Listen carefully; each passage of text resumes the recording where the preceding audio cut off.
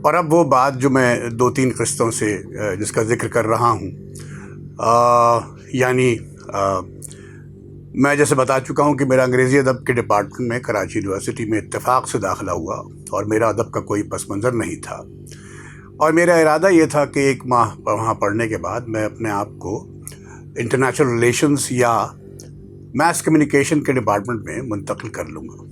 لیکن M a previous کے پہلے سیمسٹر میں شیکسپیئر کا کھیل ہیملٹ پڑھاتے ہیں۔ بس یہ ہیملٹ کی کتاب ہے جو آج تک میرے پاس ہے، اس وقت سے لے کر اب تک۔ یہ کھیل ہم نے پڑھا، ہمارے استاد تھے مرحوم رفعت کریم صاحب، اور اس کے بعد میں کہیں کا نہ رہا۔ میں بار بار یہ بات کہہ چکا ہوں کہ کوئی بھی ہر شخص کو قدرت نے ایک کہانی سنانے کی صلاحیت دی ہوتی ہے۔ مثال کے طور پر آپ اپنے گھر پہنچے اور آپ نے اپنی والدہ یا بیگم یا بچوں کو بتایا یا بھائی بہن کو کہ آج دفتر میں آپ کے ساتھ کیا ہوا ہے یا مارکیٹ میں کیا ہوا۔ یہ کہانی سنانے کی ایک شکل ہی تو ہے۔ لیکن جو شخص کہانی کو ایک ساخت دیتا ہے، الفاظ کا بلیغ اور شاعرانہ استعمال کرتا ہے، اچھا استعمال کرتا ہے، اور کہانی کو ماحول کے اعتبار سے پر اثر بناتا ہے، وہ کہانی کار بن جاتا ہے۔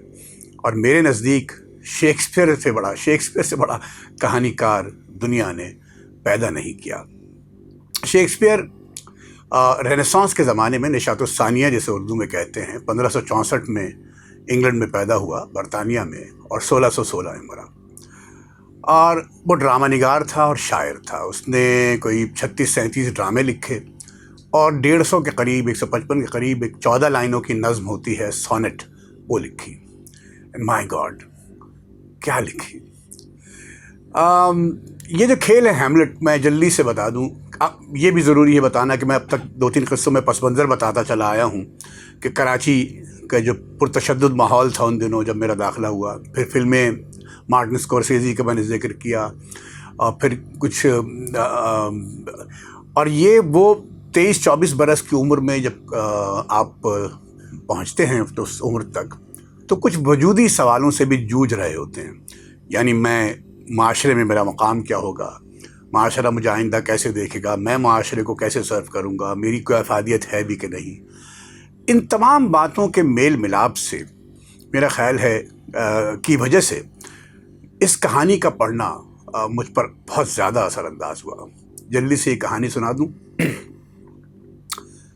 ہیملٹ کہانی ہے ڈنمارک کے شہزادے کی، جس کا نام ہیملٹ ہے، اور اس کے باپ کا نام بھی ہیملٹ تھا، جس کو اس کے چچا کلاڈیس نے قتل کر دیا ہوتا ہے۔ اور 2 ماہ کے اندر اندر، یعنی چچا نے باپ کو قتل کر دیا، اور 2 ماہ کے اندر اندر اس کی ماں سے شادی کر لیتا ہے، اور بادشاہ بھی بن جاتا ہے کلاڈیس۔ اس کے باپ کی روح قلعے پہ، ڈنمارک جو کہانی میں جو قلعہ دکھایا ہے، اس کے قلعے کے اوپر اکثر بھٹک رہی ہوتی ہے، اور ہیملٹ کے دوست ہے ہوریشو، اسے وہ نظر آ رہی ہوتی ہے، اور پھر بعد میں ہیملٹ تک اس کو اطلاع پہنچتی ہے کہ وہ اس کے باپ کی روح دکھائی دیتی ہے، تو ایک دن وہ وہاں پہنچتا ہے اور روح سے ملتی ہے، اور اس کے تمام قصہ بیان کرتی ہے کہ تمہارے چچا نے مجھے قتل کیا ہے زہر دے کر، اور تمہیں اب میرے قتل کا انتقام لینا ہے۔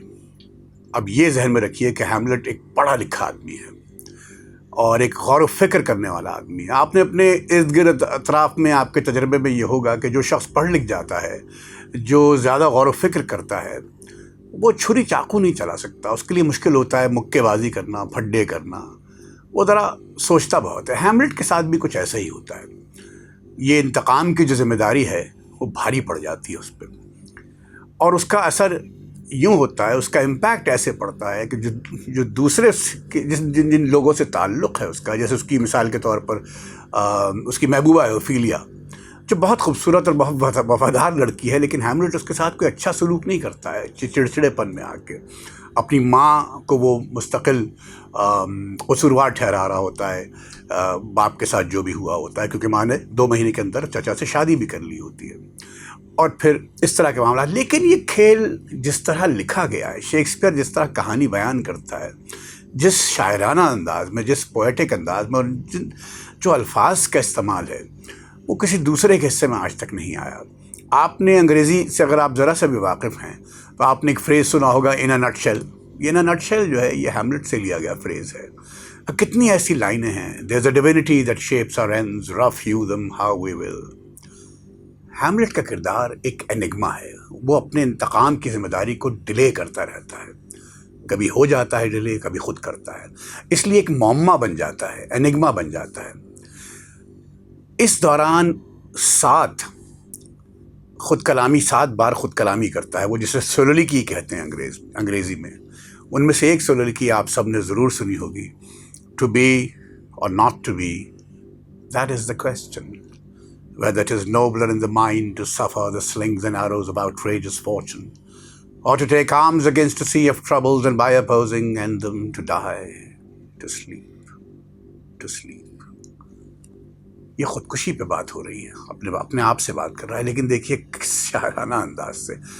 ممکن نہیں ہے کہ آپ شیکسپیئر کی زبان کا چسکا نہ لگ جائے, آپ کو اس کا نشہ نہ ہو جائے.